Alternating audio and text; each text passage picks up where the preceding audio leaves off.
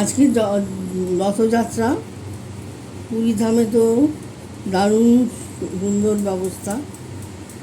তা আমি একটুখানি ওই জগন্নাথ দেব ছানা পোড়া খেতে খুব ভালোবাসে, আমি তাই একটু ছানা পোড়া করে নিচ্ছি। এই যে ছানাটা ম্যারিনেট করে নিয়েছি একটু চিনি দিয়ে, একটু ভালো করে দুধ দিয়ে চটকিয়ে রেখেছি, আর এটা একটুখানি ক্যারামেল করে নিচ্ছি।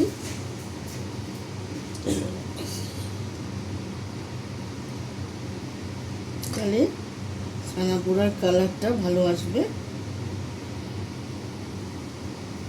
এই যে ক্যারামেল প্রায় হয়ে গেছে।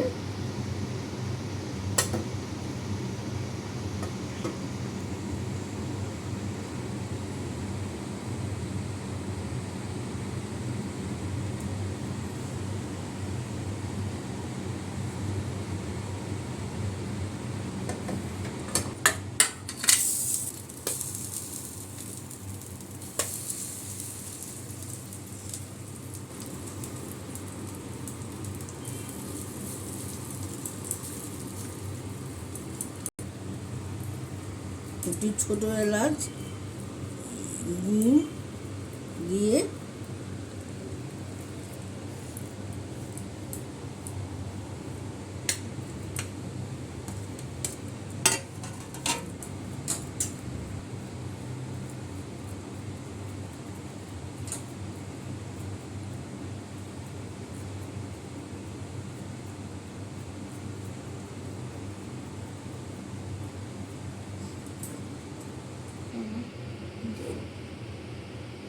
এটা এয়ার ফ্রায়ারের মধ্যে দিয়ে দিলাম। ছানা পোড়া তৈরি হলে তখন আবার দেখাবো। এটা 10 মিনিট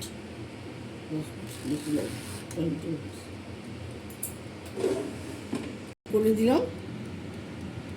একটা হলে পরে আমি আবার আসবো দেখাতে। একটু রাখবো নাকি? বন্ধুরা, আমার ছানা পোড়া তৈরি হয়ে গেল। দেখুন কি সুন্দর হয়েছে। এটা থালার মধ্যে ঢালতে হবে তো, আর একটু রাখি একটু পুরো তারপরে দেখাচ্ছি।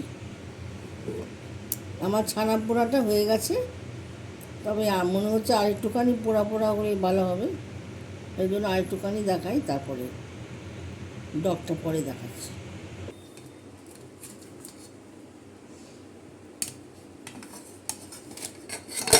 হ্যাঁ, ঠিক আছে।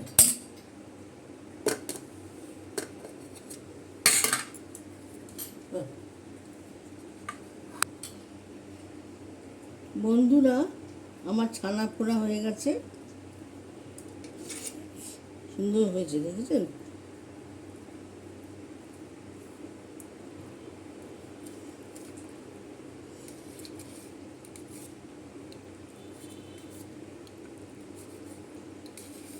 একটু থাকতো।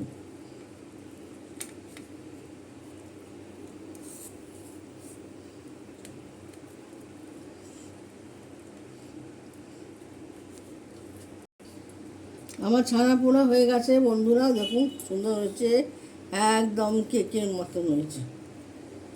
লাইক শেয়ার কমেন্ট করে দেবেন, আর এইভাবে ছানা পোড়া বানিয়ে জগন্নাথ দেবকে প্রসাদ ভোগ দেবেন।